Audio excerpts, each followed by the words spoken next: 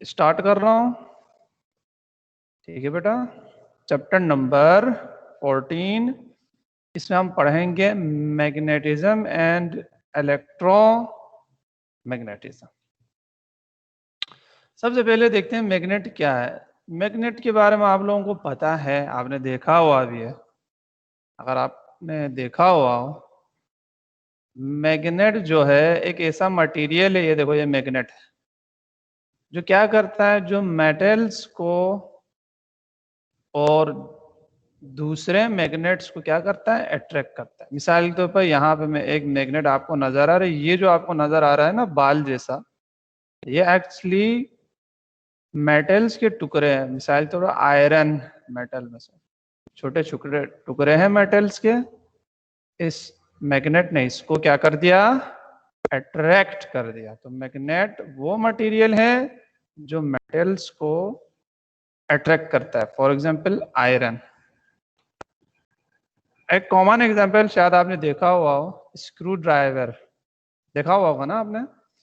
ये क्या करता है, अगर आपने देखा होगा, ये जो है ये छोटे छोटे जो मेटल्स के स्क्रू है, इसको भी अट्रैक्ट करता है, इसके साथ चिपक जाता है। अगर आपने देखा हो तो उसकी वजह ये है कि इसके अंदर भी मैग्नेटिक, तो हम ये फिर कह सकते हैं कि एक्चुअली मैग्नेट है एक ऐसा मटेरियल जो कि अट्रैक्ट करता है मेटल्स को, मिसाल के तौर पर आयरन व खैरा। ठीक है, ये हो गया मैग्नेट की डेफिनेशन। फिर हम आगे बढ़ते हैं भाई। ये मैंने थोड़ा रफ काम किया था दूसरे ग्रुप में, वो इधर नजर भी आ रहा है। पहले मैं इसको मिटा देता हूं, फिर दोबारा कर लेते हैं। ठीक है, ये हो गया बेटा मैग्नेट। अब नेक्स्ट टॉपिक है जी मैग्नेटिक फील्ड। आसान अल्फाज में, एक मैग्नेट आपके पास है, उसके अराउंड जो स्पेस है उसको कहते हैं मैग्नेटिक फील्ड। उसके अराउंड जो स्पेस है, देखो क्यों मैग्नेटिक फील्ड कहते हैं, क्योंकि उस स्पेस में मेटल हो या कोई और मैग्नेट हो तो ये उस पर फोर्स लगाएगा। तो मैग्नेट फोर्स लगाता है मेटल और दूसरे मैग्नेट्स पे। वो एरिया जहां पर मैग्नेट फोर्स लगा सकता है, जहां तक वो स्पेस, उसको कहते हैं मैग्नेटिक फील्ड। मिसाल का ये देखो, ये मेटल के छोटे छोटे टुकड़े हैं। अब आप देख रहे हैं, ये देखो फोर्स लगा है, जिसकी वजह से एक खास शेप आप नजर आ रहे हैं आप लोग। यहाँ पे भी एक मैग्नेट है, ये पूरा इस पूरे एरिया में ये मैग्नेट फोर्स लगा रहा है, तो ये पूरा स्पेस कहलाएगा मैग्नेटिक फील्ड। तो डिफाइन यूं कर सकते हैं, मैग्नेटिक फील्ड क्या है, the space around the magnet in which force is exerted to metals और अदर मैग्नेट। यहीं पे एक और चीज भी मैं डिफाइन करता हूं, उसको मैंने लिखा नहीं है कि इतना इंपॉर्टेंट नहीं है पेपर के पॉइंट ऑफ व्यू से, लेकिन कॉन्सेप्ट को पॉइंट ऑफ व्यू से बहुत इंपॉर्टेंट, और वो है मैग्नेटिक फील्ड। तो हो गया मैग्नेटिक फील्ड इंटेंसिटी। ये भी मैं यहीं पे बता दूं, ये आपको पता होना चाहिए क्योंकि ये कॉन्सेप्ट बहुत इंपॉर्टेंट है। क्या होता है sir magnetic field intensity? Simple, इसको हम शो करते हैं बेटा बी से, कैपिटल बी से।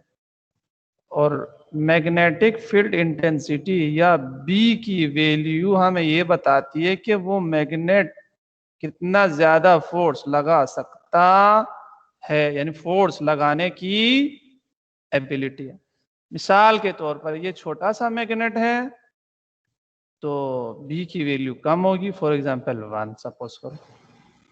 लेकिन अगर मैं इसकी जगह एक बड़ा मैग्नेट लूं, ये देखो इससे बड़ा मैंने मैग्नेट लिया, सपोज करो ये नॉर्थ पोल है और ये साउथ, तो क्या होगा, तो इसकी फोर्स लगाने की एबिलिटी ज्यादा होगी, यानी इसके लिए बी की वैल्यू ज्यादा होगी। फॉर एग्जांपल अगर इस छोटे वाले के लिए 1 है तो इस बड़े वाले के लिए बी की वैल्यू फॉर एग्जांपल 2 है।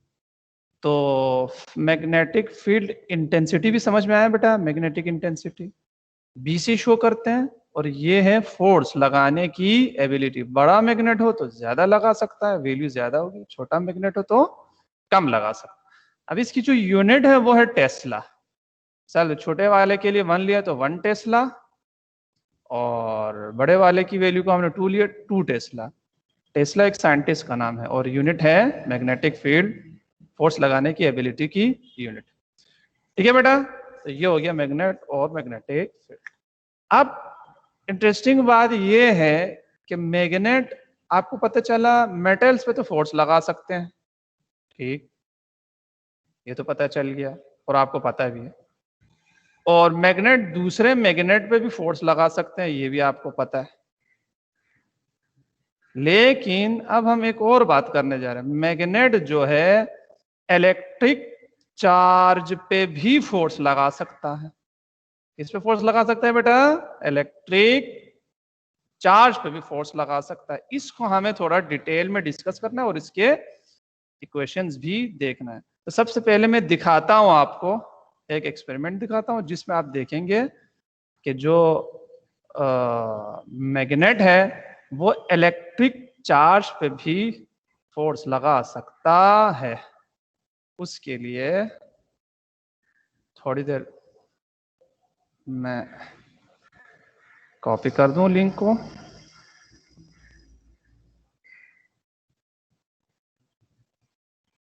ठीक है, क्या देखना चाह रहे हैं बेटा?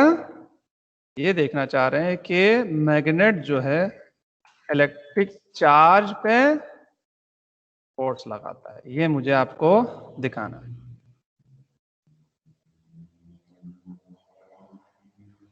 ये आपके पास एक ट्यूब है बेटा, ये है आपके पास एक ट्यूब। अच्छा,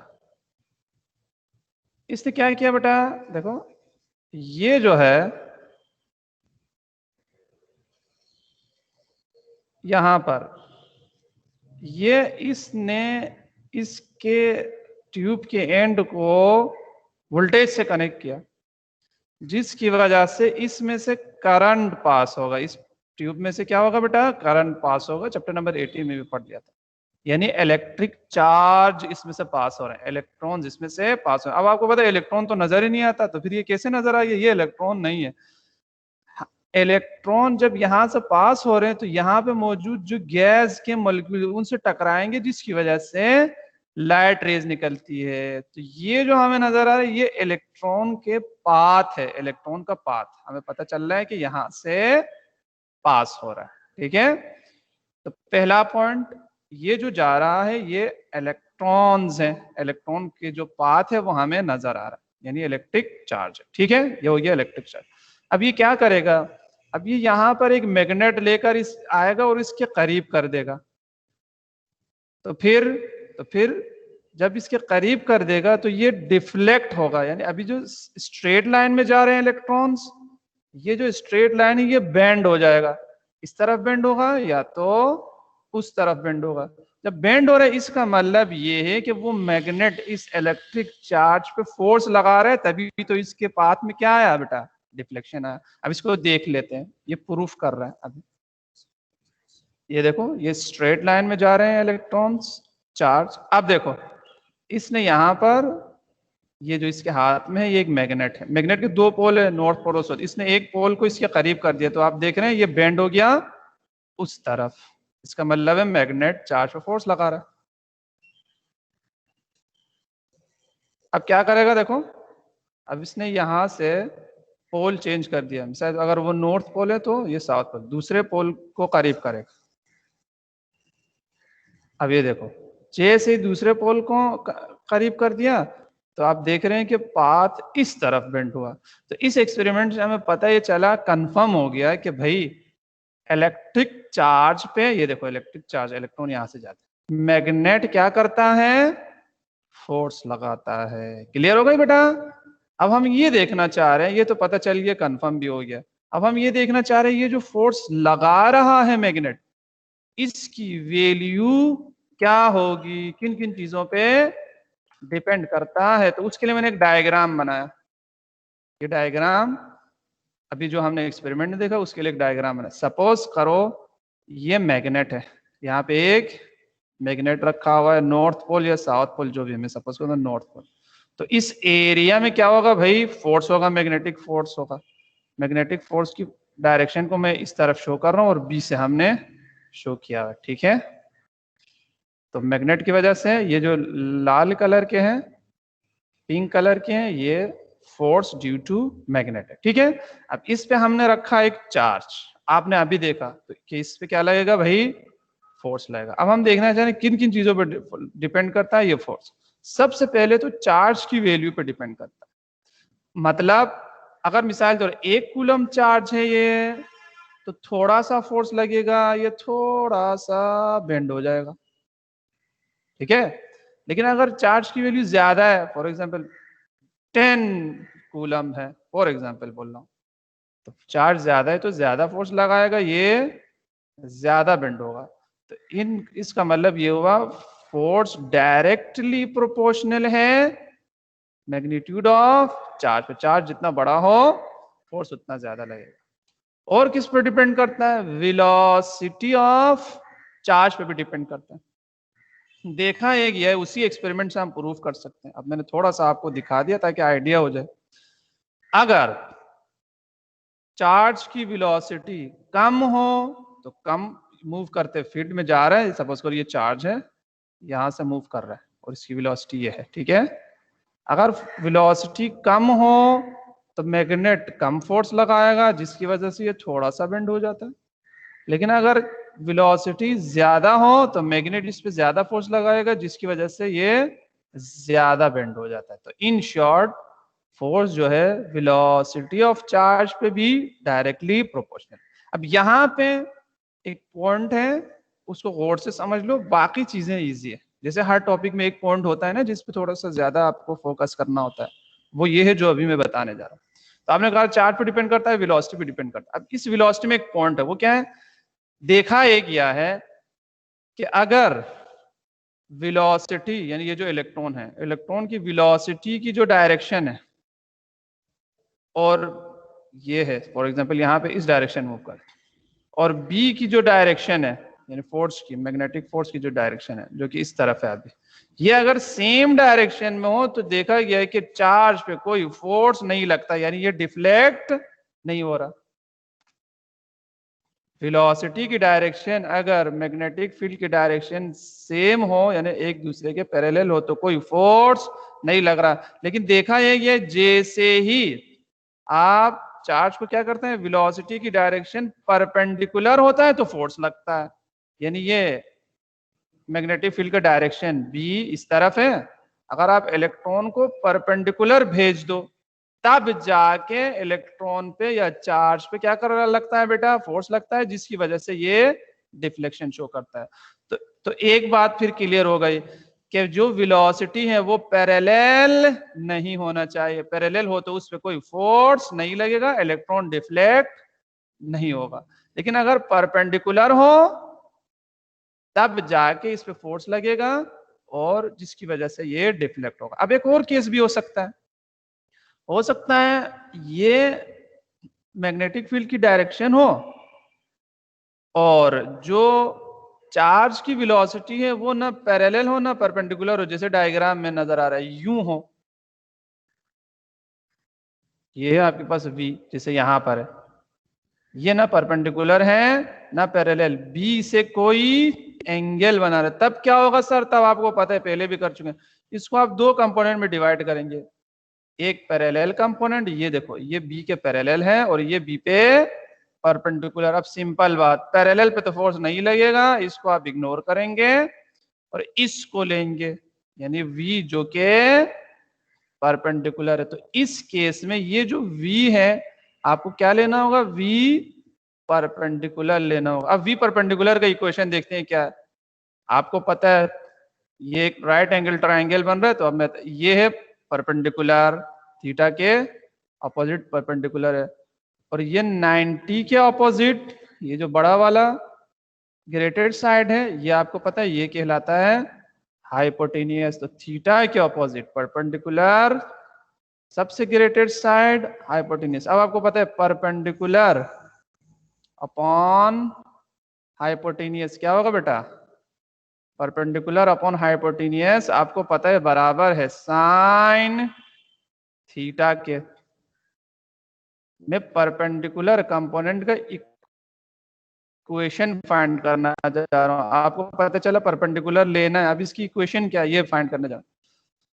परपेंडिकुलर अपॉन हाइपोटेनियस होता है वही साइन थीटा। अब यहाँ पे परपेंडिकुलर v परपेंडिकुलर से शो किया है हमने, तो ये आपके पास परपेंडिकुलर की जगह आया v परपेंडिकुलर डिवाइडेड हाइपोटेनियस, यहाँ पे खुद v है, ये देखो वेक्टर से नजर आ रहा है, तो हाइपोटेनियस की जगह v पुट कर दिया, is equals to sine theta है, तो ये आपके पास है साइन थीटा। ठीक है, अब यहां से v परपेंडिकुलर चाहे मुझे क्या करूं, इस v को इधर से मल्टीप्लाई करो तो v परपेंडिकुलर का इक्वेशन आपको मिल जाएगा, यानी v इंटू v, इसको इधर मल्टीप्लाई करो, इसको साइन के साथ मल्टीप्लाई करो तो v साइन थीटा। ठीक है बेटा, अगर हौसले से तुमने सुन लिया है तो आगे इजी है।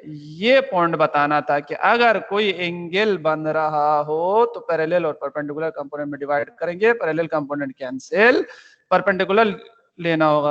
अब परपेंडिकुलर कंपोनेंट का इक्वेशन ये आया v साइन थीटा, इसका मतलब है फोर्स डायरेक्टली प्रोपोर्शनल है v के, और साइन थीटा की भी डायरेक्टली प्रोपोर्शनल है, क्योंकि इस केस में परपेंडिकुलर वेलोसिटी जो है, परपेंडिकुलर वेलोसिटी जो है v sin थीटा के बराबर है, तो आपको v भी लिखना होगा और sin थीटा भी लिखना होगा। ठीक है बेटा, क्लियर हो गई बेटा, परपेंडिकुलर वेलोसिटी पे फोर्स लगता है और परपेंडिकुलर वेलोसिटी है v sin थीटा, यानी फोर्स डायरेक्टली प्रोपोर्शनल है v के और फोर्स डायरेक्टली प्रोपोर्शनल है साइन ऑफ थीटा के। इतनी लंबी कहानी का इन शॉर्ट मतलब ये था, वेलोसिटी जो है परपेंडिकुलर होनी चाहिए तब फोर्स लगेगा। ठीक है, अब आगे बढ़ते हैं। और किस पे डिपेंड करता है भाई, मैग्नेटिक फील्ड इंटेंसिटी पे डिपेंड करता है, मतलब ये जो मैग्नेट तुमने रखा हुआ है इसकी फोर्स लगाने की एबिलिटी पे डिपेंड करता है। अब छोटा सा मैग्नेट हो कम फोर्स लगाएगा, चार्ज पे कम फोर्स लगेगा, मैग्नेट बड़ा हो तो ज्यादा फोर्स लगा सकता है, तो फोर्स डायरेक्टली प्रोपोर्शनल है मैग्नेटिक फील्ड इंटेंसिटी के भी। अब इन सबको कंबाइन करो, देखो चार चीजें आ गई तुम्हारे पास, इन सबको एक साथ लिख दो, Q आ गया, V B साइन थीटा।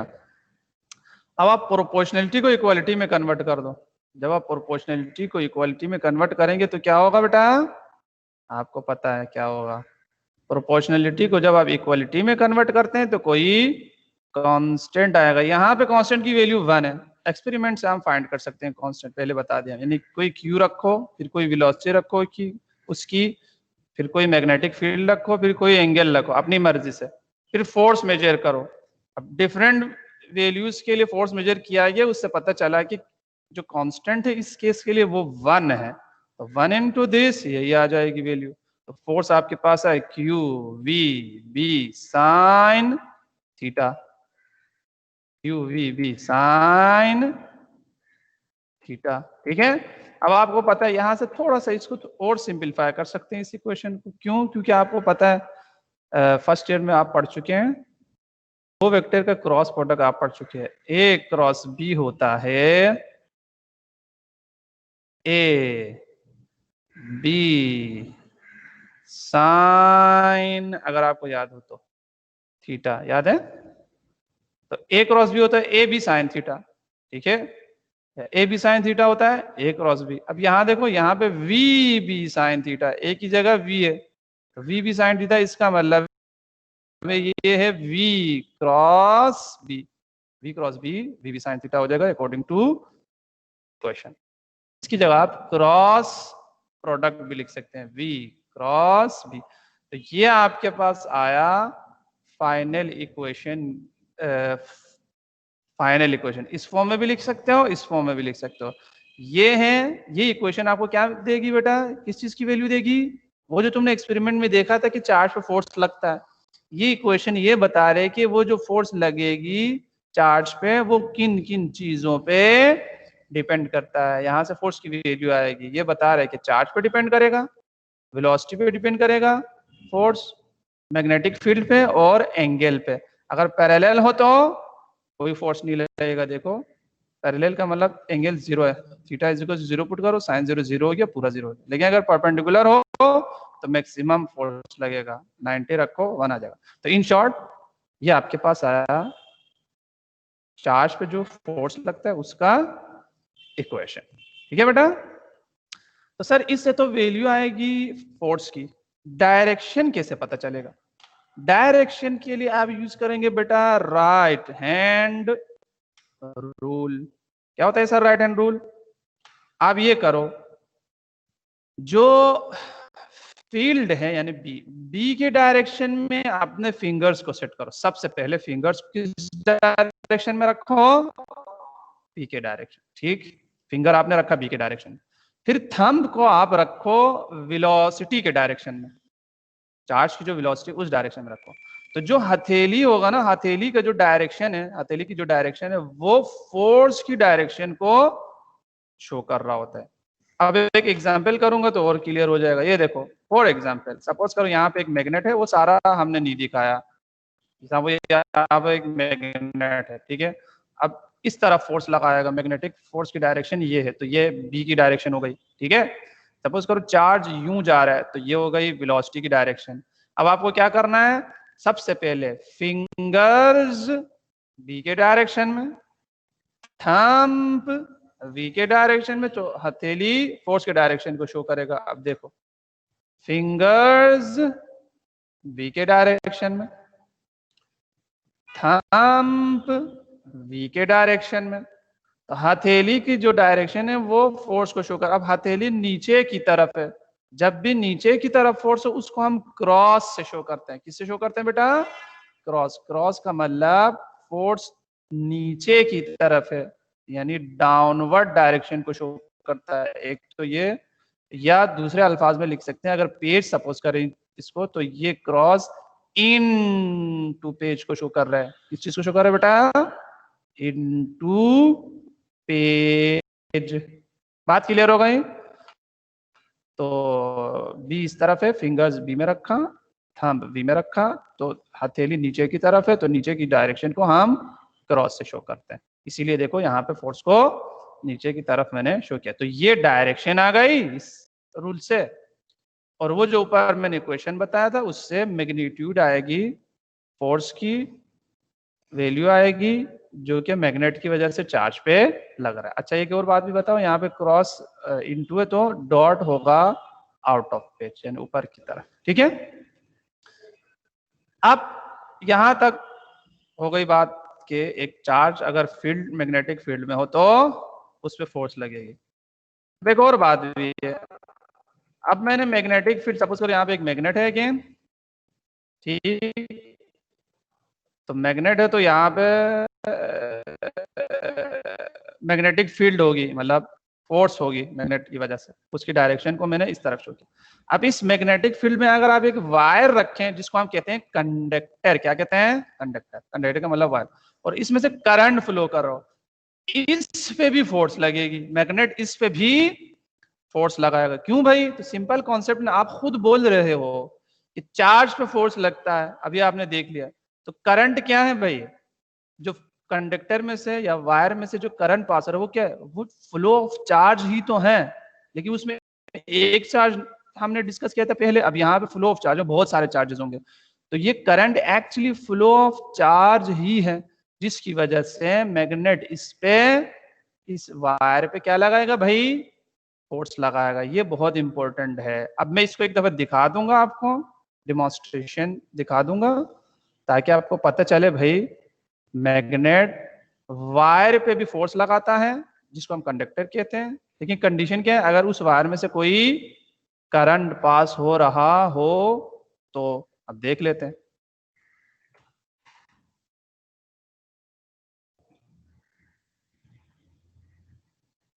ये देखो बेटा, अभी ये क्या कर रहा है? ये जो आपको नजर आ रहा है ना यू शेप का, ये है मैग्नेट, ये है भाई मैग्नेट, ठीक है। ये जो आपको नजर आ रहा है ये कंडक्टर है, वायर सपोज करो, ठीक है। ये जो नजर आ रही है बैटरी, जैसे ही देखो इसके दोनों एंड बैटरी से कनेक्ट करेगा, जैसे ही बैटरी से कनेक्ट करेगा वायर में से, कंडक्टर में से करंट पास होगा। जैसे ही करंट पास होगा, करंट चार्ज है, तो मैग्नेटिक फील्ड इस चार्ज पे फोर्स लगाएगा, जिसकी वजह से कंडक्टर ऊपर हिलना शुरू हो जाएगा। यानी मैग्नेट जो है, मैग्नेटिक फील्ड जो है वो करंट कैरिंग कंडक्टर पे भी फोर्स लगाता है, लगा सकता है। देख लेते हैं, ये देखो, ये देखो करंट इसमें से पास हो रहा है तो इस पे फोर्स लगा। अब थोड़ा जूम करके दिखा रहा, ये देखो, ये मैग्नेट है, ठीक, और ये कंडक्टर है। अब इसको बैटरी से कनेक्ट करेगा, इसमें से करंट पास होगा, फोर्स लगेगा। दोबारा देखो,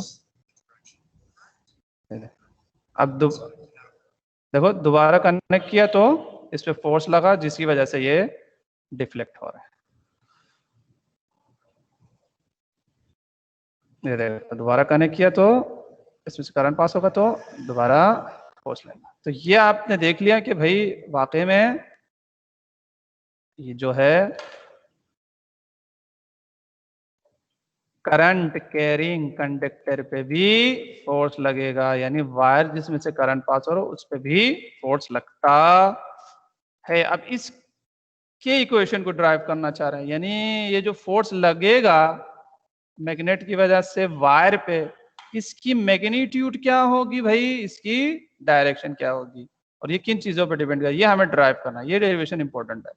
अब ये तो सपोजिशन है, मैं बाद में बता दूंगा ये कि असल डेरिवेशन पे आते हैं। ये देखो कहाँ से शुरू करें भाई, हमें वायर पे जो फोर्स लग रहा है उसका इक्वेशन निकालना है, तो वहां से शुरू करो जहां से पता है तुम्हें। अभी तक ये पता है, ऊपर हमने पता कर लिया कि एक चार्ज पे कितना फोर्स लग रहा है, ये आपको पता है। Force on a moving charge in magnetic field, यहीं से शुरू करते हैं, चार्ज से शुरू करते हैं और वायर तक पहुंचते हैं।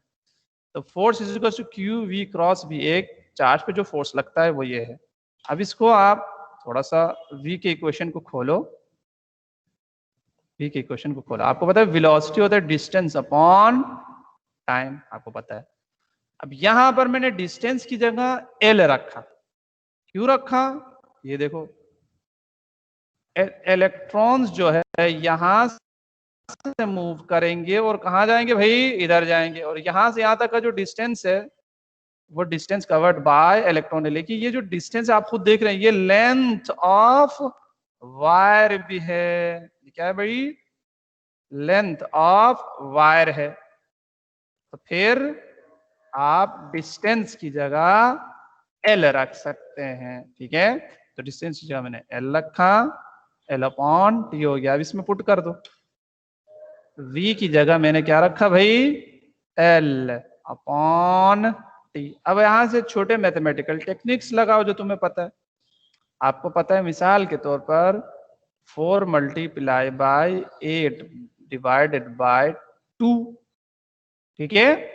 जब मल्टीप्लिकेशन हो आप डिवीजन को चेंज कर सकते हो, इसको इस पे भी, इसके नीचे लिख सकते हो, यानी 4 divided by 2 multiply by 8, answer same आएगा। यहाँ पे मैं यही कर रहा हूँ क्योंकि बीच में मल्टीप्लाई है Q और L के, मैं T को L के नीचे लिख दूं या Q के नीचे, कोई फर्क नहीं पड़ेगा, मैंने Q के नीचे लिख दिया बेटा।